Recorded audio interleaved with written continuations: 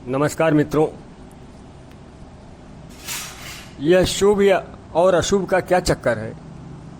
हम कहते हैं यह चीज़ शुभ है और यह अशुभ, यह काम शुभ है और यह अशुभ, यह मुहूर्त शुभ है, यह अशुभ।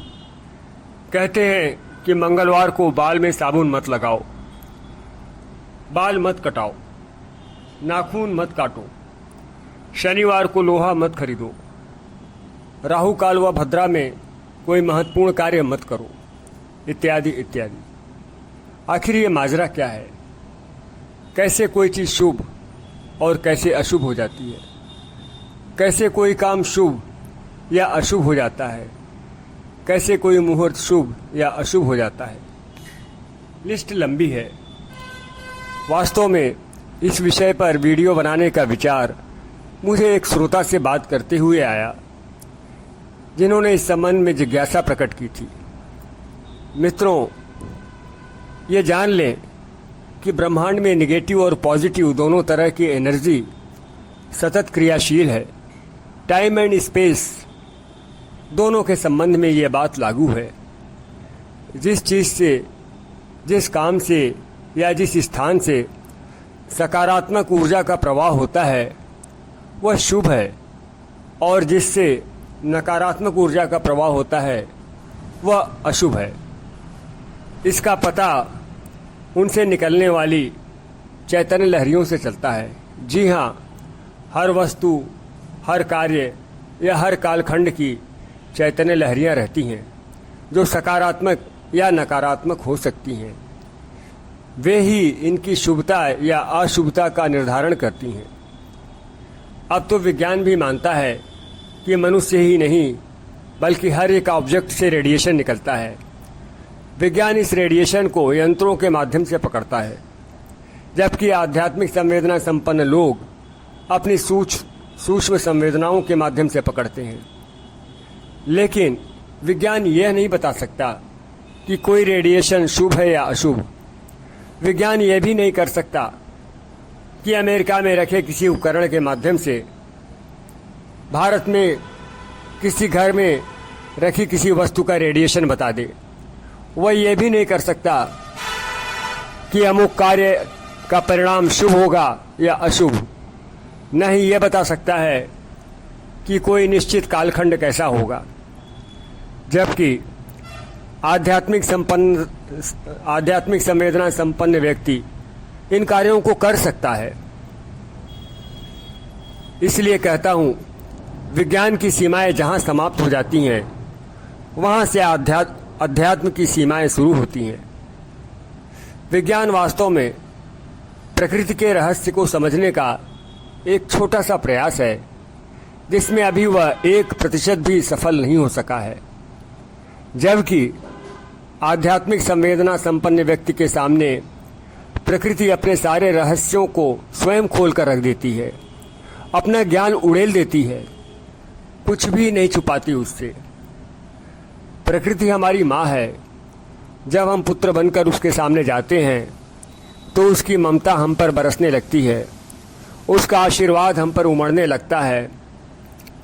गाय का बछड़ा जब अपनी माँ के पास जाता है तो गाय के थनों में दूध उमड़ने लगता है। उसी तरह जब हम प्रकृति के पास पुत्र भाव में जाते हैं तो उसकी कृपा हम पर उमड़ने लगती है। बात गहरी है, जिसे हृदयहीन लोग नहीं समझ सकते। जो लोग बुद्धि को ही सारे ज्ञान का स्रोत मान लेते हैं और बौद्धिकता के अहंकार में डूबे रहते हैं, वे प्रकृति के इस मातृत्व भाव को नहीं समझ सकते। खैर, बात वस्तुओं, स्थानों आदि से निकलने वाली चैतन्य लहरियों की हो रही थी। इन चैतन्य लहरियों को पुराने लोग अधिक अच्छी तरह से पहचानते थे। आज भी बहुत से लोग पहचानते हैं। आप भी पहचान सकते हैं यदि आपकी संवेदना उस स्तर की हो, या आप अभ्यास करके अपनी संवेदना को उस स्तर तक विकसित कर लें। इसके अतिरिक्त जिनका चित्त शांत रहता है, जो हृदय के सरल व निष्कपट होते हैं, अबोध होते हैं, वे भी इन्हें पहचान लेते हैं। जितना ही चित्त विचलित होगा उतनी ही यह संवेदना कम होगी, और जितना ही चित्त शांत व स्थिर होगा उतनी ही अधिक होगी। कभी आपने गौर किया है कि प्राचीन काल में किसी स्थान पर मंदिरों की स्थापना किस आधार पर होती थी? चैतन्य लहरियों के आधार पर। जब किसी ज्ञानी ध्यानी ने देखा कि इस स्थान से अत्यंत शुभ चैतन्य लहरियां प्रवाहित हो रही हैं, तो उसे देव स्थान बना दिया गया, जिससे दूसरे लोग भी वहां आकर वहां की शुभता का लाभ उठा सकें। भगवान राम के वन गमन का विवरण पढ़िए कभी। उन्होंने स्थान स्थान पर शिवलिंग या देवी मंदिरों की स्थापना की। किस आधार पर?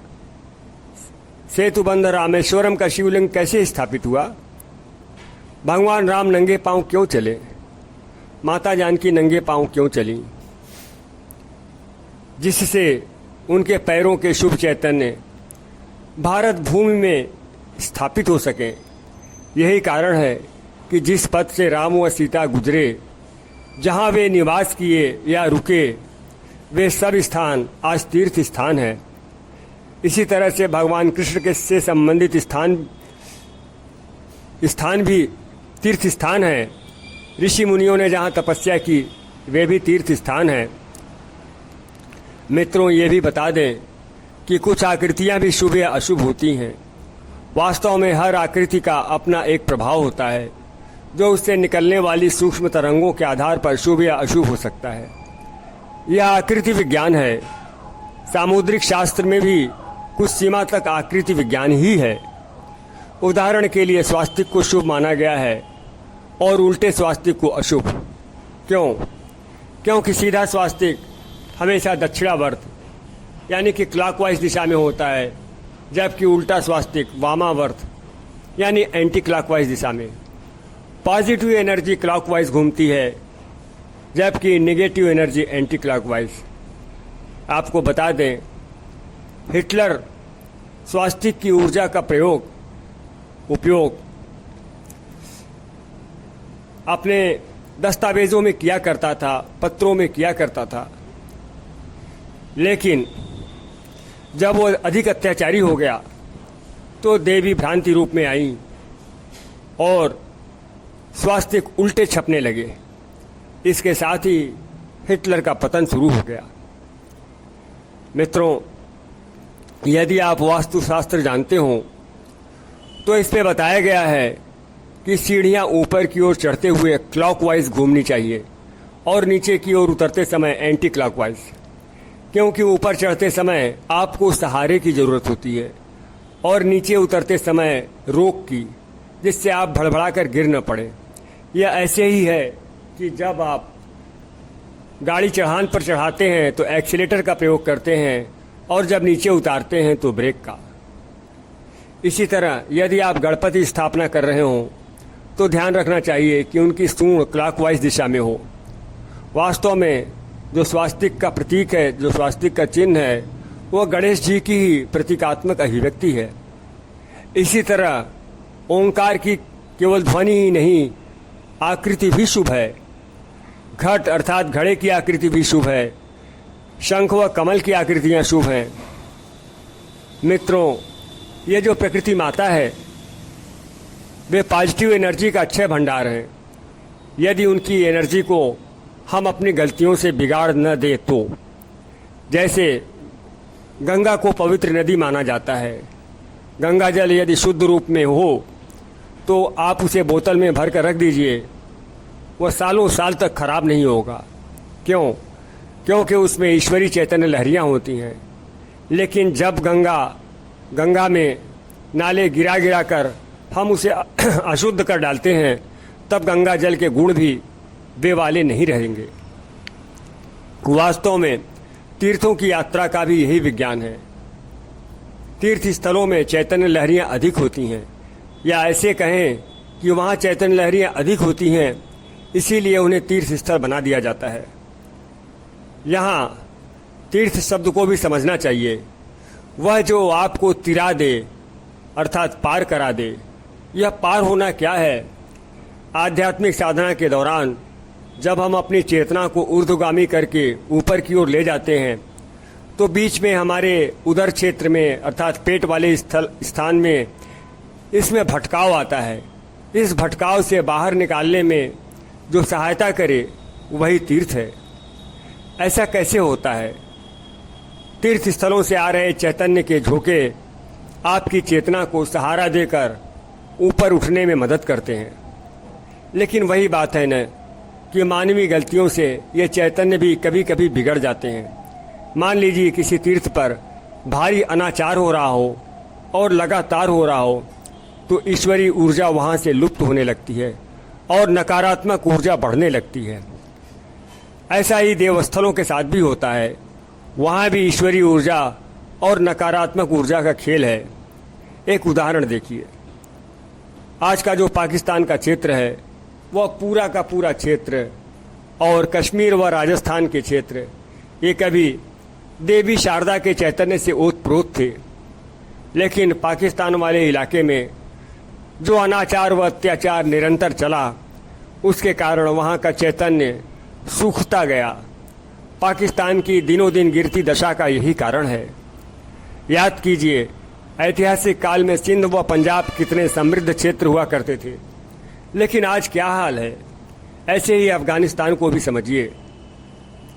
एक बात और, जब कोई आत्म साक्षात्कारी व्यक्ति किसी स्थान पर थोड़े समय के लिए रुक जाता है या वहाँ से गुजर मात्र जाता है तो भी वह स्थान चैतन्य से ओतप्रोत हो उठता है और तीर्थ स्थल के रूप में स्थापित हो जाता है।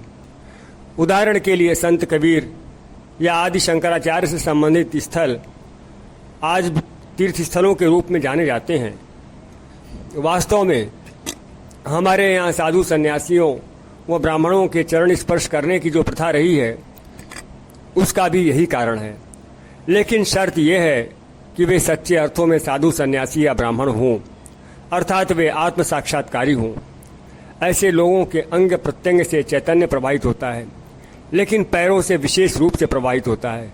इसलिए उनके चरण स्पर्श करके उनसे प्रवाहित होने वाले चैतन्य अर्थात शुभता को आत्मसात करने का प्रयास किया जाता है। याद कीजिए, केवट ने भगवान राम के पैर धोए थे और उस पानी को अपने घर में छिड़का था। क्यों? क्योंकि भगवान राम के चरण प्रक्षालन के पश्चात जो पानी निकला वह पानी चैतन्य से ओतप्रोत था, अर्थात शुभता से ओतप्रोत था।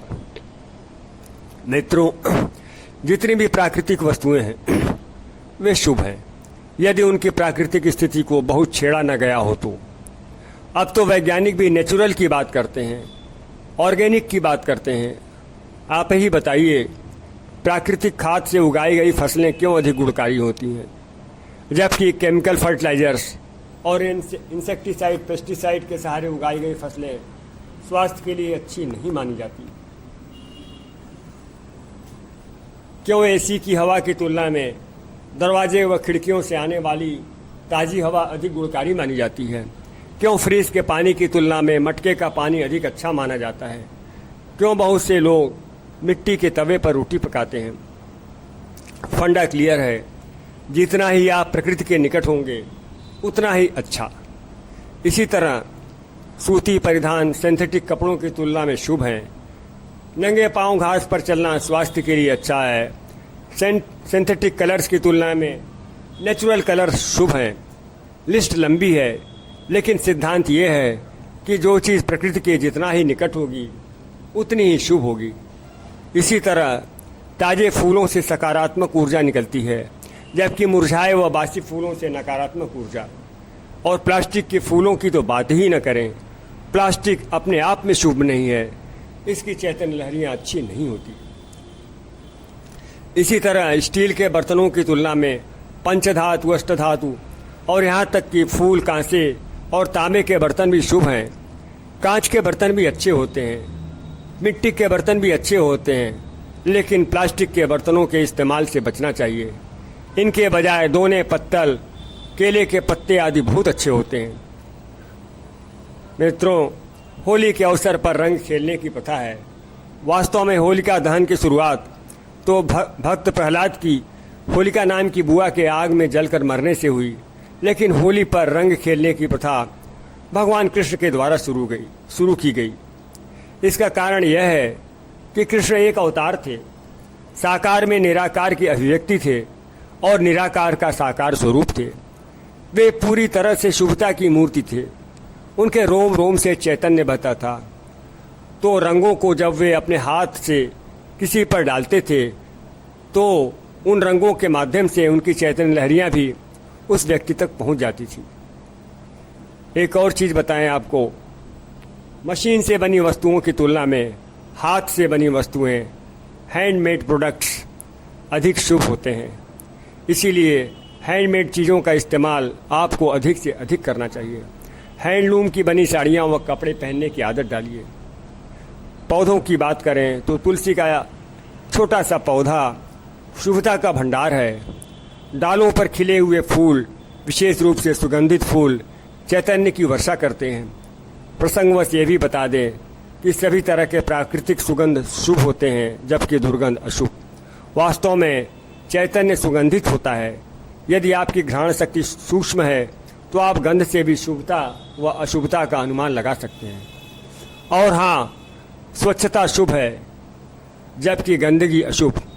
जो स्थान स्वच्छ होते हैं वहाँ से अच्छी चैतन्य लहरियाँ निकलती हैं, जबकि अस्वच्छ व गंदे स्थानों की चैतन्य लहरियाँ बिगड़ जाती हैं। इसी तरह व्यवस्थित तरीके से रखी हुई वस्तुएं शुभता उत्पन्न करती हैं, जबकि अस्त व्यस्त तरीके से बिखरी हुई वस्तुएं अशुभता। बिखरे हुए व अस्त व्यस्त बाल, अस्त व्यस्त बिस्तर, मैले कुचैले कपड़े ये नकारात्मक ऊर्जा उत्पन्न करते हैं, जबकि व्यवस्थित तरीके से जमाए हुए बिस्तर, स्वच्छ व व्यवस्थित कपड़े सकारात्मक ऊर्जा। घर में लगे हुए झाले, जगह जगह जमी हुई धूल की परत, ये नकारात्मक ऊर्जा उत्पन्न करते हैं। कोई वस्तु बहुत दिनों से यूं ही रखी है और आपने उसे हाथ भी नहीं लगाया है तो उसमें नकारात्मक ऊर्जा इकट्ठी होने लगती है। इसीलिए घर में साफ सफाई करते रहने की परंपरा है। इस दौरान रखी हुई चीज़ें उल्टी पलटी जाती हैं और उनकी नकारात्मक ऊर्जा निकल जाती है। दीपावली का रंग रोगन भी सकारात्मक ऊर्जा को बढ़ाने वाला होता है। गाय के गोबर की चैतन्य लहरियाँ बहुत अच्छी होती हैं। इसीलिए पहले के कच्चे मकानों में गोबर से ही घर को लीपा जाता था। लोग अपने हाथ से दीवारों पर विभिन्न प्रकार की आकृतियाँ बनाते थे, विशेषकर रंगोली, जो कि शुभता बढ़ाने वाली होती है। जो हमारी लोक कलाएँ हैं उनमें बनने वाली आकृतियाँ विशेष रूप से शुभ होती हैं, क्योंकि पुराने लोग अपनी विकसित संवेदना के कारण जानते थे कि किस प्रकार की आकृतियाँ शुभ हैं और इसी आधार पर इनका विकास हुआ। लोक संगीत, शास्त्रीय नृत्य आदि भी वातावरण में सकारात्मक तरंगे उत्पन्न करते हैं। भगवान कृष्ण की बांसुरी याद कीजिए, जिनसे ग्वाले और गाय तो तृप्त होते ही थे, वनों की वनस्पतियाँ भी खिल उठती थीं। मित्रों, हमने बात की थी कि सभी प्राकृतिक वस्तुओं से शुभता प्रवाहित होती है। जी हाँ, जिस भी चीज़ का निर्माण प्रकृति माता ने किया हो वह अशुभ हो भी कैसे सकती है।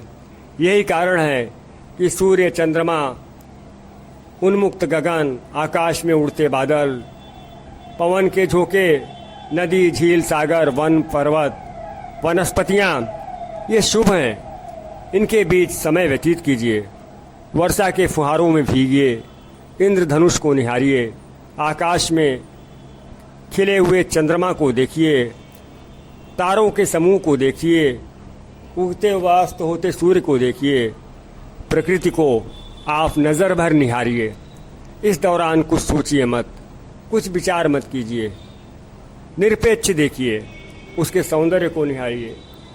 विधाता ने उसमें शुभता ही शुभता भरी है, जो आपकी आंखों के माध्यम से आपके रोम रोम में प्रवाहित होने लगेगा। यह जो प्रकृति है, यह साकार ब्रह्म है, आपको आनंदित करने के लिए तड़प रही है, क्योंकि आप उसकी संतान हैं। वह आपकी माँ है, आपको सुख देने के लिए बेचैन है वह, लेकिन आप हैं कि उससे दूर दूर रहते हैं। वह आपका दुख, दर्द, कष्ट, पीड़ा, शोक लेना चाहती है और आपको सुख व आनंद से भर देना चाहती है। उसके निकट तो जाइए, आप उससे जुड़िए तो सही। आपकी जीवन शैली ऐसी होनी चाहिए जिसमें प्रकृति से अधिकाधिक संपर्क हो।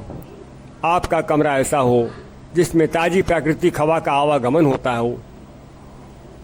वह अपने साथ कमरे में व्याप्त नकारात्मक ऊर्जा को बहा ले जाएगी। इसी तरह कमरे से यदि आकाश दिखता हो तो उससे भी भारी मात्रा में सकारात्मक ऊर्जा आती है और नकारात्मक ऊर्जा उसके द्वारा खींच ली जाती है। कमरे में यदि सूर्य की किरणें आती हैं, विशेषकर उगते हुए सूर्य की, तो यह बहुत ही शुभकारी है। पंच महाभूत के पांचों अवयव शुभ होते हैं। हमारा शरीर भी पंच महाभूतों से ही बना है। इनमें व्याप्त नकारात्मक ऊर्जाओं को ये सोख लेते हैं। विशेषकर धरती माता शुभता का अक्षय भंडार है। हमारे यहाँ साष्टांग दंडवत का विधान है। इससे हमारे शरीर के 8 अंग धरती के संपर्क में आते हैं और शुभता ग्रहण करते हैं। प्रज्वलित दीपक शुभता का बहुत बड़ा स्रोत है। यह नकारात्मक ऊर्जा को भस्म कर देता है। दीपक की एक मध्यम सी लौ बड़ी से बड़ी नकारात्मक शक्तियों को प्रकंपित कर देती है। घर में नारियल कलश की स्थापना भी सकारात्मक ऊर्जा बिखेरती है और नकारात्मक ऊर्जा को अवशोषित कर लेती है। केले व आम के पत्ते बहुत ही शुभ होते हैं। इसीलिए शादी ब्याह में, कथा आदि में केले के पत्ते बांधे जाते हैं और द्वार पर आम के पत्तों के तोरण बांधे जाते हैं। पोछे के पानी में यदि आप मुट्ठी भर नमक डाल दें तो इससे भी नकारात्मक ऊर्जा सूख ली जाती है। शंख की ध्वनि, ओम का उच्चारण और सभी प्रकार के संस्कृत मंत्र सकारात्मक ऊर्जा को बढ़ाने वाले होते हैं। शंख ध्वनि तो जहाँ जहाँ तक जाती है नकारात्मक ऊर्जा को नष्ट कर देती है। घंटे व घड़ियाल की ध्वनियाँ भी बहुत शुभ होती हैं। आरती के दौरान ताली बजाने से आपके भीतर जमी हुई नकारात्मक ऊर्जा नष्ट होती है और सकारात्मक ऊर्जा का प्रवाह बढ़ता है। और तो और मन की पवित्रता भी शुभता को बढ़ाने वाली है और नकारात्मक ऊर्जा को दूर रखती है। गंदे साहित्य पढ़ना, गंदी फिल्में देखना, ये आपकी नाड़ियों में नकारात्मक ऊर्जा भरते हैं, जो तत्काल तो आपको सुखद लग सकते हैं, लेकिन इनके दूरगामी परिणाम अच्छे नहीं होते। इसके विपरीत अच्छे साहित्य जैसे वेद, गीता, रामचरितमानस और हनुमान चालीसा आदि शुभता को बढ़ाने वाले होते हैं। यहाँ तक कि भिन्न भिन्न पुस्तकों की भी अपनी चैतन्य लहरियाँ होती हैं। जैसे गीता और गुरु ग्रंथ साहिब की चैतन्य लहरियाँ बहुत अच्छी होती हैं। मित्रों, 24 घंटों में सबसे शुभ मुहूर्त ब्रह्म मुहूर्त होता है। यह समय ज्ञान, ध्यान, पूजा आदि के लिए बहुत अच्छा होता है। प्रातः स्नान शुभ होता है। पक्षियों से बहुत ही सकारात्मक ऊर्जा निकलती है। जहाँ आप रहते हो, यदि वहाँ भिन्न भिन्न प्रकार के पक्षी आते हों, चहकते हों, कलरव करते हों, तो वातावरण में सकारात्मक ऊर्जा को बढ़ाते हैं। पशुओं में शुद्ध देशी गाय बहुत ही शुभ है। यही कारण है कि हमारे यहाँ कभी घर घर में गाय हुआ करती थी, जबकि दूध की दृष्टि से तो भैंस आगे है। जितना भी संधिकाल होता है वह ध्यान व पूजा के लिए अच्छा होता है। संधिकाल उसे कहते हैं जब रात व दिन का मिलन हो रहा हो। इस तरह संधिकाल 2 हुए, एक सुबह और एक शाम का। इसलिए हमारे यहाँ प्रातःकालीन पूजन के साथ ही संध्या पूजन की भी परंपरा है। वास्तव में यह समय आध्यात्मिक उत्थान के लिए अच्छा होता है। इस समय सांसारिक काम रोक दिए जाने चाहिए और उपासना व ध्यान करना चाहिए। यदि आपको कोई महत्वपूर्ण सांसारिक काम करना हो तो बुधवार को छोड़कर हर दिन दोपहर में पड़ने वाला अभिजीत मुहूर्त इसके लिए शुभ माना जाता है। वास्तव में जो हिंदू पंचांग है वह शुभ और अशुभ को ही निर्धारित करने के लिए है। इसके द्वारा यह बताया जाता है कि कौन सा समय किस कार्य के लिए उपयुक्त होगा, शुभ होगा। होता यह है कि काल का पहिया निरंतर घूम रहा है और इसी के साथ घूम रहे हैं ग्रह, नक्षत्र व तारे। इनके घूमने से, इनके भिन्न भिन्न कॉम्बिनेशन अर्थात संयोजन से सृष्टि में अलग अलग तरह के ऊर्जा मंडल स्थापित होते हैं जो शुभता या अशुभता का निर्धारण करते हैं। इसीलिए हमारे यहाँ शादी ब्याह जैसे महत्वपूर्ण कार्यों के लिए तिथियाँ निकाली जाती हैं।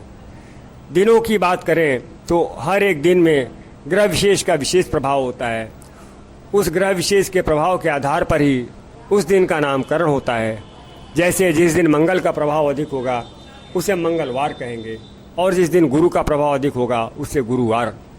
हर ग्रह का अलग अलग प्रभाव होता है।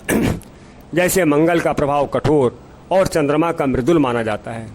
अब होता ये है कि जब हम दाढ़ी बनाते हैं, बाल कटाते हैं या बालों में साबुन लगाते हैं तो उस ग्रह विशेष की रश्मियों को अधिक तेज़ी से अवशोषित करने लगते हैं, क्योंकि हमारे सूक्ष्म रंध्र उस समय खुल जाते हैं।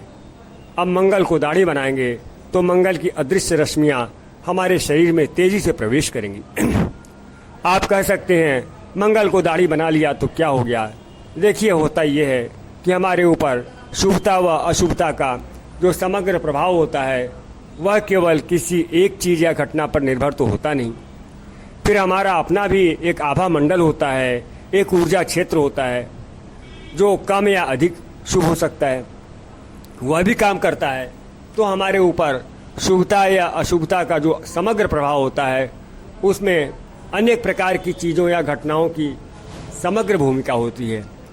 एक आसान सा सूत्र बताएं आपको, यदि किसी जगह या चीज़ की शुभता या अशुभता जांचनी हो तो आंखें बंद करके आराम से बैठ जाइए, मन को शांत व निर्विचार कीजिए, अपनी दोनों हथेलियों को खोलिए और उन्हें महसूस कीजिए। इसके बाद अपने आप से पूछिए कि यह जगह या चीज़ कैसी है। 2-3 बार पूछिए और देखिए कि आपको क्या फील हो रहा है, आपको कैसी अनुभूति हो रही है। जो चीज़ शुभ होती है उससे ठंडी तरंगें आती हैं। हो सकता है आपको उसकी सुगंध भी महसूस हो। वैसे गंध की स्पष्ट अनुभूति जीवात्माओं से आती है। अच्छी आत्माओं से एक सुगंध सी निकलती है, जबकि दुष्ट आत्माओं से भयंकर दुर्गंध। आपने अनुभव किया होगा कि रात में अकस्मात आपको कहीं से सुगंध या दुर्गंध का झोंका आ रहा है, जबकि उसका स्रोत आपको समझ में नहीं आ रहा है। यह इसलिए होता है क्योंकि कोई अदृश्य चीज़ या तो आपके पास है या अभी अभी गुजरी है।